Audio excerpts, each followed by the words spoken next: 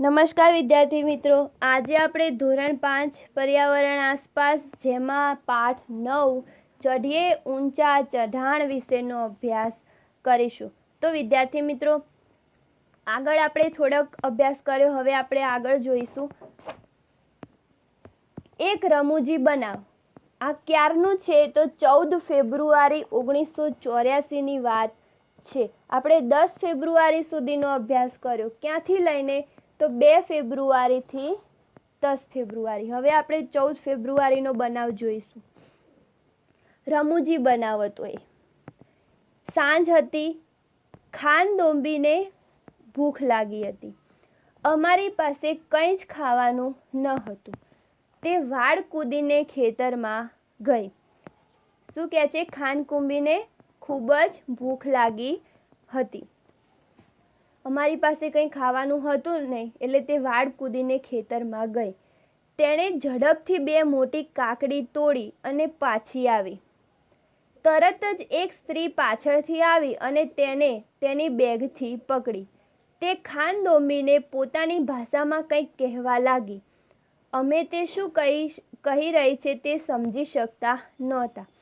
ખાન દોંબી તેને મીજો ભાષામાં સમજવાનો પ્રયત્ન કરતી હતી, જે અમે પણ સમજી શકતા ન હતા। મેં હિન્દીમાં સમજવા પ્રયત્ન કર્યો, પરંતુ બંનેમાંથી એક પણ ભાષા તે સ્ત્રી સમજતી ન હતી। અંતે મેં મારા હાથ માફી માંગવા જોડ્યા। એટલામાં અમારું જૂથ ખૂબ જ દૂર જતું રહ્યું। અંધારું થઈ ગયું હતું। મને લાગ્યું અમે રસ્તો ભૂલી ગયા છીએ। હવે અમે સાચે ડરી રહ્યા હતા અને અમારી બેટરીથી પણ રસ્તો જોઈ શકતા ન હતા। ઠંડી હોવા છતાં મને પરસેવો થવા લાગ્યો। મેં ખાન દોંબીનો હાથ જોરથી પકડી રાખ્યો। મેં મોટેથી બૂમ પાડી, તમે બધા ક્યાં છો? તમે મને સાંભળી શકો છો? પર્વતોમાં મારા અવાજના પડઘા પડતા હતા। અમે બંને મોટેથી અમારી સિસોટી વગાડવા લાગ્યા અને અમારી બેટરીનો પ્રકાશ ફેલાવા લાગ્યા। કદાચ જૂથને ખબર પડી કે અમે ખોવાઈ ગયા છીએ। અમે દૂરથી સિસોટીનો અવાજ સાંભળ્યો અને સંકેત સમજાઈ ગયો। અમે એકબીજાનો હાથ જોરથી પકડ્યો અને રાહ જોવા લાગ્યા। ખાન દોંબીને લાગ્યું કે અમારે વાત ચાલુ રાખવી જોઈએ। તેણે મીજો ભાષામાં ગીત ગાવાનું ચાલુ કર્યું। થોડા સમય પછી અમે જૂથના સભ્યોને અમારી તરફ આવતા જોયા। અંતે અમે ફરી જૂથ સાથે હતા। અહીંયા તમને શું કહેવામાં આવ્યું છે કે જે ખાન દોંબી નામની છોકરી છે તેને ભૂખ લાગી અને તે વાડ કૂદીને ખેતરમાં જઈને કાકડી તોડી લાવી, પણ જ્યાં જેનું ખેતર હતું તે સ્ત્રીએ તેને પાછળથી પકડી, પણ તે એકબીજા સાથે વાત કરતા હતા, પણ તેમને કોઈ ભાષાની સમજ પડતી ન હતી।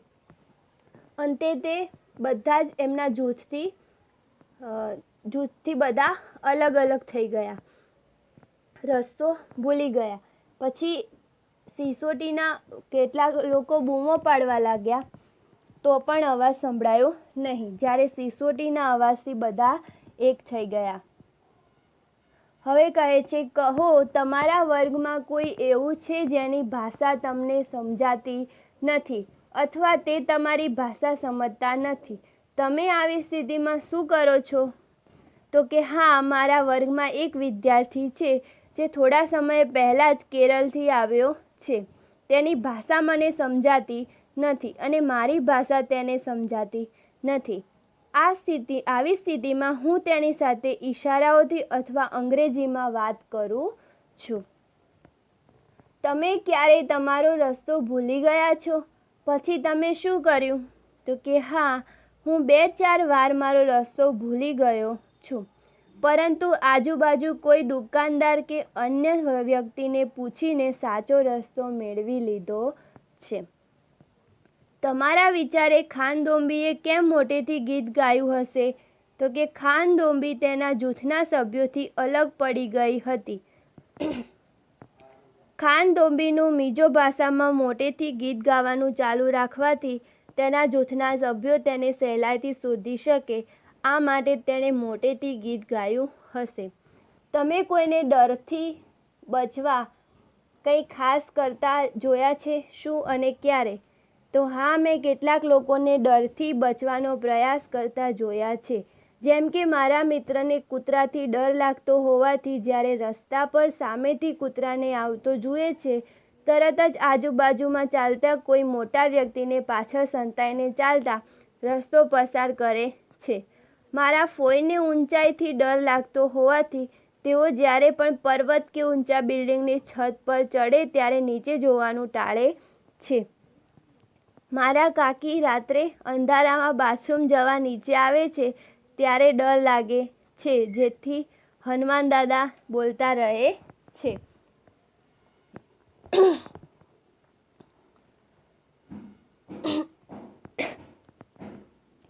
એક ખાસ મહેમાન. રાત્રિ ભોજન બાદ અમે ખાસ મહેમાન બચેન્દ્રી પાલને મળ્યા. તે હમણાં જ માઉન્ટ એવરેસ્ટ ચઢવાની ટુકડીમાં પસંદગી પામ્યા છે. તેઓ બ્રિગેડિયર જ્ઞાનસિંહના આશીર્વાદ લેવા આવ્યા હતા. તે સાંજ ખુશીની હતી. અમે ગીતો ગાતા હતા. બચેન્દ્રી પણ અમારી સાથે પ્રખ્યાત પહાડી ગીત બેડુ પાકો બારામાસા કફલ પાકો ચેતા મેરી છેલા ગાવામાં અને તેના પર નૃત્ય કરવામાં જોડાયા. તે સમયે અમને ખબર ન હતી કે બચેન્દ્રી પાલ ભારતની માઉન્ટ એવરેસ્ટ ચઢવાવાળી પ્રથમ મહિલા બનશે અને ઇતિહાસનું સર્જન કરશે. માઉન્ટ એવરેસ્ટ ચઢવાવાળી પ્રથમ મહિલા કોણ હતી? બચેન્દ્રી પાલ. હવે 18 ફેબ્રુઆરી 1984ની વાત છે. બરફમાં છાવણી. અમે 2134 મીટરની ઊંચાઈએ ઊભા હતા. અમારે રાત્રે અહીં વિતાવવાની હતી. દરેક જણ તંબુ બાંધવામાં વ્યસ્ત હતા. અમે તંબુ માટે અને પાથરવા માટે 2 પડની પ્લાસ્ટિક ચાદરનો ઉપયોગ કર્યો અને ખીલાઓ મારી તંબુ લગાવવા લાગ્યા. જેમ જેમ અમે એક બાજુએથી તેને બાંધતા, તરત જ બીજી બાજુથી પવન તેને ઉડાડી દેતો. ખૂબ જ ખેંચતાણ પછી અમે તંબુ બાંધી શક્યા. પછી અમે તંબુની આસપાસ ખાડો ખોદ્યો. અમને ખૂબ ભૂખ લાગી હતી. અમે ચૂલો બનાવી રાંધવા માટે લાકડા, પથ્થરો અને અન્ય સામગ્રી શોધ્યા. જમ્યા પછી છાવણીની આસપાસનો કચરો ભેગો કરી બેગમાં ભર્યો. ઝડપથી અમે અમારી સૂવાની બેગમાં ગયા. હું તેમાં સૂઈ શકીશ કે નહીં તેના વિશે ચોક્કસ ન હતી. તે આરામદાયક હશે, શું તેમાં ઠંડી નહીં લાગે? પરંતુ તે બેગ મુલાયમ પીંછાઓથી ભરેલી હતી, જે અમને ગરમ રહેવામાં મદદ કરે. અમે બધા જ ખૂબ થાકી ગયા હતા અને પડતા વેત અમે સૂઈ ગયા. સવારે અમે ઉઠ્યા અને જોયું તો બરફ પડતો હતો. સફેદ મુલાયમ બરફની પતરીઓ નરમાશથી પડતી હતી. વાહ, કેટલું સુંદર! છોડ, વૃક્ષો, ઘાસ અને પર્વતો બધું જ સફેદ દેખાતું હતું. આજે અમારે 2700 મીટરની ઊંચાઈએ ચઢવાનું હતું. અમે લાકડીની મદદથી બરફમાં સાવધાનીપૂર્વક ચાલતા હતા. તે ખૂબ જ મુશ્કેલીભર્યું હતું, કારણ કે અમે લપસતા જતા હતા. તેમ છતાં પણ બપોરે અમે બરફથી છવાયેલા પર્વતો પર પહોંચ્યા. અમે એકબીજા ઉપર બરફના ગોળા બનાવી ફેંકવાની અને બરફનો માણસ બનાવવાની મજા માણી. હવે આજે છાવણીનો છેલ્લો દિવસ હતો. કઈ તારીખ છે? 21 ફેબ્રુઆરી 1984ની વાત છે.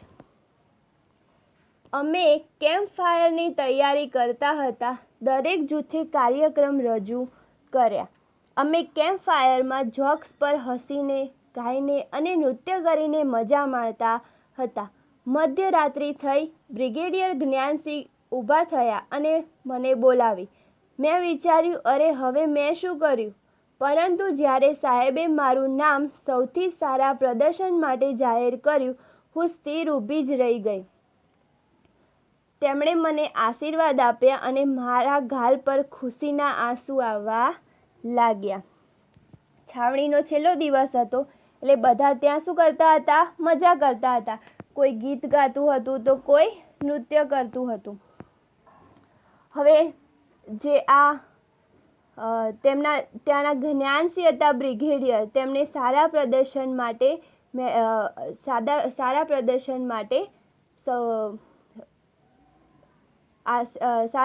માટે આશીર્વાદ આપ્યા.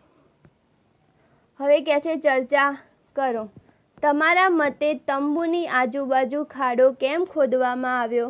તો કે મારા મતે ઝેરી જીવજંતુઓ અને સાપથી બચવા માટે તંબુની આજુબાજુ ખાડો ખોદવામાં આવ્યો હશે. પર્વતારોહણ સિવાય બીજી કઈ પ્રવૃત્તિઓ સાહસિક ગણી શકાય? કેમ? તો કે પહાડી નદી પાર કરવી, પેરાશૂટથી કૂદવું, સમુદ્રની લહેરો પર સર્ફબોર્ડની સહાયથી તરવું, તાડ કે નારિયેળીના ઝાડ પર ચડવું, બરફ આચ્છાદિત જગ્યા પર સ્કેટિંગ કરવું. આ બધી કેવી પ્રવૃત્તિઓ છે? સાહસિક પ્રવૃત્તિઓ છે. હવે કહે છે કલ્પના કરો અને લખો. તમે પર્વત ઉપર છો. તમે ત્યાં કેવો અનુભવ કરો છો? તમે શું જોઈ શકો છો અને તમે ત્યાં શું કરવું પસંદ છે? તો કે અમે પર્વત ઉપર ખૂબ જ સુંદર અનુભવ થઈ રહ્યો છે. પર્વતની ચારે બાજુ આસમાની આકાશ દેખાઈ રહ્યું છે. નીચેની જમીન, ખીણો, વહેતા ઝરણા, ખાસ પ્રકારના ઝાડ, દૂરનું ગામ, ટેકરા પરના ઘર, આજુબાજુના ઝૂંપડા, ખીણમાં ચરતા બકરા અને ઘેટાં, કામ કરતા માણસો ઘણા જ નાના દેખાઈ રહ્યા છે. હું ખૂબ જ ઊંચાઈ પર છું. એવું મને લાગી રહ્યું છે કે મને પર્વત ઉપર કુદરતે રચેલું સૌંદર્ય અને તેનો નજારો ખૂબ જ આનંદદાયક અને આહલાદક લાગે છે. પર્વતની ટોચ પર એકલા. તો પર્વતોમાં રહેતી 12 વર્ષની છોકરી શાળાની પિકનિકમાં બહાર આવી. તેણે તેના મિત્રો સાથે 4000 મીટર પર્વતની ટેકરી પર ચઢાણ કર્યું. છોકરીઓએ આ સાહસ મજા માટે કર્યું. જલ્દી અંધારું થઈ ગયું અને તેઓ નીચે આવી શક્યા નહીં. તે ઠંડી અને ડરામણી રાત હતી. તેઓ કોઈપણ ખોરાક વગર એકલા હતા અને તે લાંબી રાત્રિ હતી. આ બચેન્દ્રી પાલ જોડે બન્યું હતું જ્યારે તે નાની છોકરી હતી. બચેન્દ્રી પાલ જે હતી એ નાની છોકરી, ત્યારે આ બનાવ તેની સાથે બન્યો હતો. કેટલી નાની હતી? તો કે 12 વર્ષ જેટલી નાની હતી અને તે પિકનિકમાં ગઈ હતી. હવે બચેન્દ્રી પાલ ઉત્તરાખંડના ગઢવાલ વિસ્તારના નાકુરી ગામમાં મોટા થયા હતા. મોટા થયા પછી જ્યારે તે નહેરુ પર્વતારોહણ સંસ્થામાં જોડાયા ત્યારે તેમના માર્ગદર્શક બ્રિગેડિયર જ્ઞાનસિંહ હતા. તેમણે તેમની તાલીમ સારી રીતે લીધી. તેમણે 1984માં મહિલા પર્વતારોહણ અભ્યાસક્રમમાં મહિલાઓને તાલીમ આપવાનું ચાલુ કર્યું. બચેન્દ્રી માઉન્ટ એવરેસ્ટ ચઢાણ ટુકડીના સભ્ય તરીકે પસંદગી પામ્યા. બરફનું તોફાન. 18 સભ્યોની ટીમમાં 7 મહિલાઓ હતી. 15 મેની રાત્રે આખી ટીમ 7300 મીટરની ઊંચાઈ ચડી થાકી હતી. ટીમે તેમના તંબુ બાંધ્યા અને સૂઈ ગયા. મધ્યરાત્રિની આસપાસ તેઓએ મોટો ધડાકો સાંભળ્યો અને પછી પછડાટનો અવાજ સાંભળ્યો. તેઓ જાગે તે પહેલાં તંબુ ઉડી ગયા અને કંઈક ખૂબ ભારે તેમને અથડાયું. તે ખૂબ જ ભયંકર બરફનું તોફાન હતું. બચેન્દ્રી બરફમાં લગભગ આખી દટાઈ ગઈ હતી અને માથામાં ઈજાઓ થઈ હતી. ટીમના અન્ય સભ્યોને પણ ઈજા થઈ હતી. બીજાઓએ બરફની લાકડી અને કુહાડીથી બરફ ખોદીને બધાને બહાર કાઢ્યા. બાકીના બધા ટીમના સભ્યો છાવણીમાં પાછા આવતા, પરંતુ બચેન્દ્રી આગળ વધી. ધીમે ધીમે પહાડી તરફ ચડી. બચેન્દ્રીએ 8600 મીટર ઊંચો માઉન્ટ એવરેસ્ટ, જે નેપાળમાં સાગરમથા કહેવાય છે, ત્યાં 23મી મેના બપોરે 1 કલાક અને 7 મિનિટે પગ મૂક્યો. તેમની સાથે ટીમના બીજા સભ્ય પણ હતા. એક જ સમયે પહાડીની ટોચ પર 2 જણા ઊભા રહી શકે તેમ ન હતું. કોઈ સરકે તો તેઓ હજારો ફૂટ નીચે આવે. બચેન્દ્રી અને તેના સાથીએ બરફમાં ખાડો કર્યો અને કુહાડી સ્થિર બરફમાં ખોદી દીધી. તેનો કડીની જેમ ઉપયોગ કરી તેઓને પોતાના દોરડા સાથે બાંધ્યા. ત્યારબાદ જ તેઓ બંને ત્યાં ઊભા રહી શક્યા. તે ઠંડીથી ધ્રુજતા હતા, પરંતુ સફળ થયાની હૂંફ અનુભવતા હતા. તેમણે તેમનું માથું નમાવ્યું, ભારતનો રાષ્ટ્રધ્વજ ફરકાવ્યો અને ફોટોગ્રાફ લીધા. તેમણે દુનિયાની સૌથી ઊંચી પહાડી પર 43 મિનિટ વિતાવી. બચેન્દ્રી પાલ માઉન્ટ એવરેસ્ટની ટોચ પર ચડનાર પ્રથમ ભારતીય મહિલા અને દુનિયાની 5મી મહિલા બન્યા. બચેન્દ્રી પાલ કોણ હતા? તો કે ભારતની પ્રથમ માઉન્ટ એવરેસ્ટ ચડનારી મહિલા, જ્યારે દુનિયાની 5મી માઉન્ટ એવરેસ્ટ ચડનારી મહિલા હતી.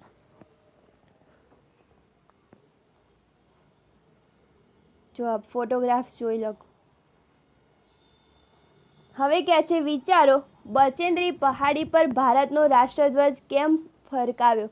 તો બચેન્દ્રીએ દુનિયાની સૌથી ઊંચી પહાડીની ટોચ પર ચડવાની સિદ્ધિ મેળવી.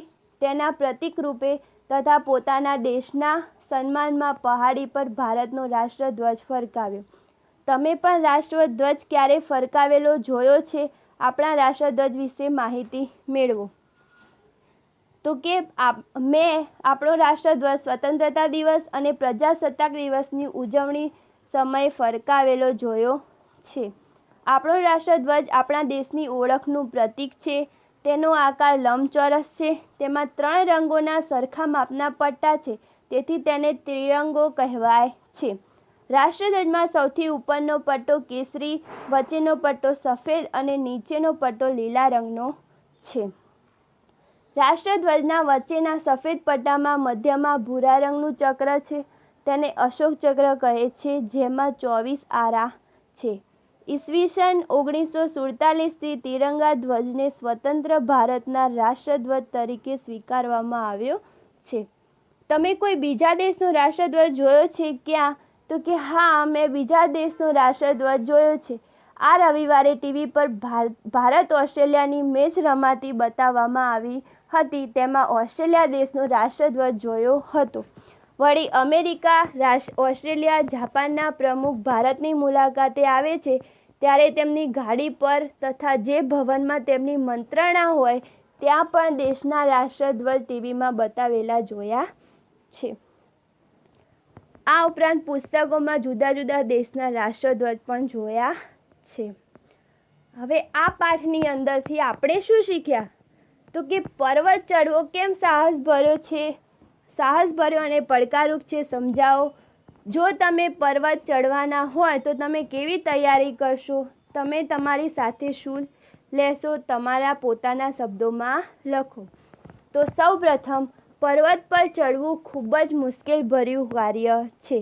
તેમ કરવામાં પડી જવાય, ઈજા થવાનો, થાક લાગવાનો, જીવ જવાનો પણ ખતરો રહેલો છે. આથી પર્વત પર ચડવું એ સાહસભર્યું અને પડકારરૂપ છે. જો તમારે પર્વત પર ચડવાનું હોય તો સૌપ્રથમ કોઈ પર્વતારોહણની સંસ્થામાં હું એક સારા પ્રશિક્ષક પાસેથી પ્રશિક્ષણ લઉં. પર્વત પર ચડવા માટે કેવી સજ્જતા કેળવવી તે બાબત સારી રીતે શીખી લઉં. પછી લખવાનું કે પર્વત પર ચડતી વખતે હું મારી સાથે ખોરાકના પડીકા, પાણીની બોટલ, દોરડું, કડી, પ્લાસ્ટિક શીટ, ડાયરી, રૂમાલ, સાબુ, કોટ, સિસોટી, બેટરી, ગ્લુકોઝ, ગોળ, ચણા અને બીજા નાસ્તા વગેરે વસ્તુઓ સાથે લઈ જઈશ. તો વિદ્યાર્થી મિત્રો, આ પાઠ આપણો અહીંયા પૂરો થાય છે.